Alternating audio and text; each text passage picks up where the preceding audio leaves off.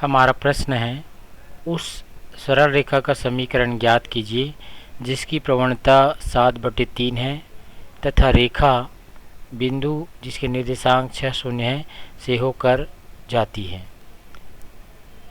हम मान लेंगे, माना प्रवणता m बराबर 7/3 वह बिंदु जिसके निर्देशांक 6 शून्य है वह बिंदु A है तथा रेखा में एक अन्य बिंदु जिसके निर्देशांक x और y है।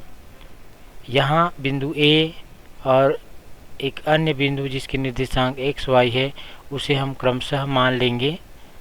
x1 बराबर 6, y1 बराबर 0, x2 बराबर x, y2 बराबर y। अर्थात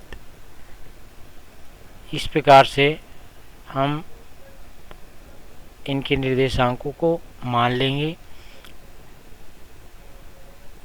अगले पद में चूँकि हम जानते हैं रेखा की ढाल या प्रवणता बराबर y2 माइनस y1 बटे x2 माइनस x1 होती है, यहाँ पर हम क्रमशः y2, y1, x2, x1 के मान यहाँ से रख देंगे।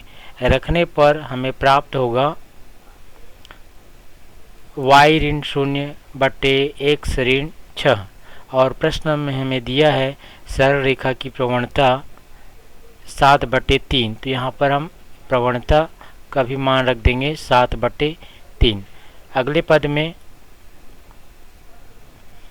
हम तिर्यक गुणा करेंगे। x ऋण 6 का 7 से गुणा होने पर 7x ऋण 42 हो जाएगा और यहाँ पर 3 का y से गुणा होने पर 3y। अगले पद में हम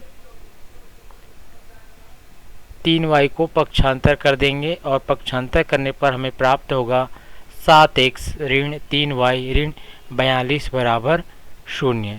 तो इस प्रकार से हमें उस सरल रेखा का समीकरण प्राप्त हो जाता है जिसकी प्रवणता 7/3 वह रेखा बिंदु 6 शून्य से होकर जाती है। तो वो उस सरल रेखा का समीकरण होगा 7x ऋण 3y ऋण 42 बराबर 0।